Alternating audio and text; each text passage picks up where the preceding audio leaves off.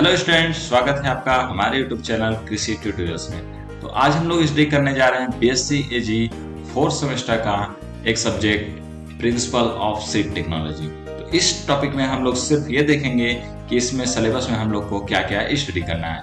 उसके बाद जब हम लोग सिलेबस का टोटल एनालिसिस कर लेंगे तब हर टॉपिक के बारे में अच्छे से डीप स्टडी किया जाएगा। तो चलिए ज़्यादा समय न देते हुए हम लोग हर टॉपिक के बारे में थोड़ा थोड़ा मतलब कि इसके सिलेबस के बारे में हर टॉपिक के बारे में जान लेते हैं कि हम लोग को क्या क्या स्टडी करना है। आइए देखते हैं। हम लोग को इस टॉपिक में सबसे पहले स्टडी करना है सीड एंड सीड टेक्नोलॉजी। क्या सीड एंड सीड टेक्नोलॉजी के बारे में क्या क्या इसका इंट्रोडक्शन में क्या क्या पढ़ना है हम लोग को। ओके, इंट्रोडक्शन,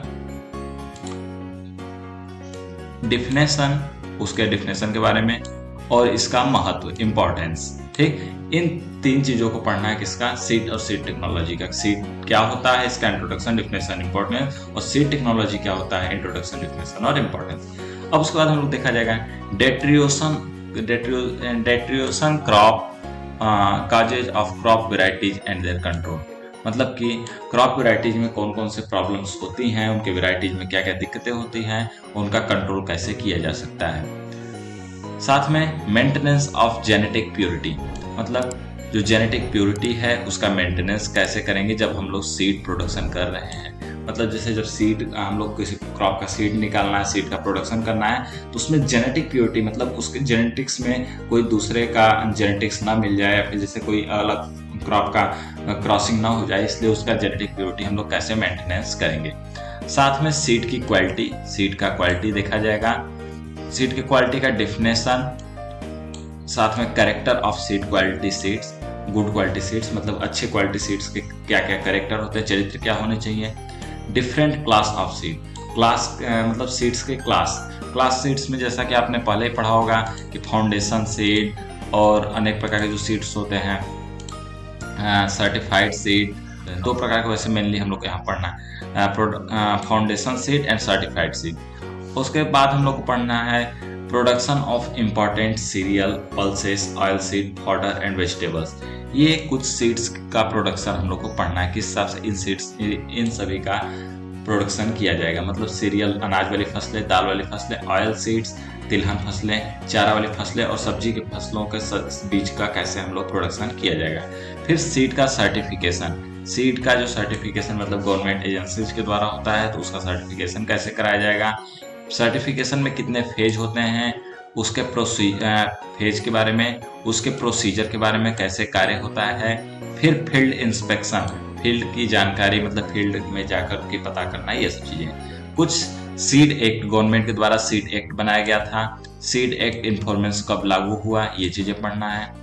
और सीड इंस्पेक्टर जो होते हैं उनका ड्यूटी क्या होता है, उनका पावर क्या होता है, ये पढ़ा जाएगा। और अगर कोई गलती करता है तो उसका गलती का क्या है, उस पर पेनाल्टी क्या लगती है, ये चीजें पढ़ा जाएगा। सीड कंट्रोल ओवर 1983 में एक कोई ऑर्डर आया था, उसके बारे में पढ़ा जाएगा। Varietal identification through grow out test and electrophoresis, molecular and biochemical test, इसके बारे में पढ़ा जाएगा।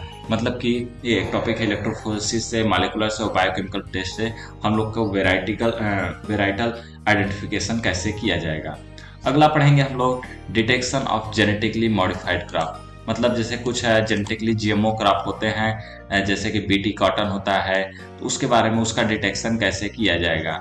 अगला transgenics contamination in non GM crop, कुछ नॉन जेनेटिकली मॉडिफाइड क्रॉप होते हैं लेकिन उसमें ट्रांसजीन का कंटामिनेशन होता है, तो उसके बारे में देखा जाएगा। जीएम क्रॉप के साथ साथ ऑर्गेनिक सीड प्रोडक्शन हम लोग कैसे करेंगे, ये पढ़ा जाएगा। और उसके बाद सीड ड्राइंग, सीड को सुखाने की प्रक्रिया, उसमें प्रोसेस क्या है, प्रक्रिया क्या है और कुल स्टेप्स क्या है। साथ में सीड की टेस्टिंग, उसकी क्वालिटी जानने के लिए, सीड का ट्रीटमेंट का महत्व, मेथड और एप्लीकेशन, और सीड की पैकिंग कैसे करना है। सीड का storage, genetic principle, general principle, stage and factor affecting seed longevity, मतलब कौन कौन से कारक प्रभाव करते हैं बीज को बहुत दिनों तक स्टोर करने के लिए। कुछ measures of paste and disease control during storage, जब स्टोर कर रहे हैं सीड को तो उसमें कौन कौन से पेस्ट लग रहे हैं और डिजीज लग रहे हैं, तो उनका रोकथाम। उसके बाद सीड की मार्केटिंग, सीड को मार्केट में किस हिसाब से बेचना है, मार्केटिंग कैसे की जाती है, स्ट्रक्चर और ऑर्गेनाइजेशन किस हिसाब के उसका ढांचा बना हुआ है, उसके बाद उसका ऑर्गेनाइजेशन किस हिसाब से काम करता है सीड की मार्केटिंग का। सेल्स जनरेशन एक्टिविटीज, प्रोमोशनल आइड मीडिया, किस हिसाब से हम लोग अपने सीड्स को मीडिया के द्वारा प्रमोट कराएंगे। और उसके बाद factor affecting seed marketing, seed marketing में कौन कौन से फैक्टर कारक कार्य कर रहे हैं। रोल ऑफ WTO और OECD इन सीड मार्केटिंग, WTO और OECD का रोल सीड मार्केटिंग में। उसके साथ साथ private and public sector and their production and market strategy, जो प्राइवेट और पब्लिक मतलब सरकारी और प्राइवेट सेक्टर हैं, तो ये सेक्टर किस हिसाब से मार्केटिंग एंड स्ट्रेटजी में प्रभाव डालती हैं, इन सभी चीज़ों के बारे में पढ़ा जाएगा। जैसा कि हमारा ये प्रिंसिपल ऑफ सीड टेक्नोलॉजी के बारे में स्टडी करना था, ये टॉपिक कुछ मेन, इतने टॉपिक के बारे में हम लोग अगर स्टडी करें तो हम लोग को 100 आउट ऑफ 100 लाने में कोई नहीं रोक सकता। तो चलिए, हर टॉपिक के बारे में हम लोग आगे स्टडी किया जाएगा, टॉपिक वाइज टॉपिक हम प्लेलिस्ट बना देंगे, जिसमें कि सिर्फ हर सब्जेक्ट का उतना ही टॉपिक, जितना उस सब्जेक्ट से टॉपिक मिलता जुलता रहेगा, उस प्लेलिस्ट के अंदर रहेगा। तो आज के इस टॉपिक में बस इतना ही।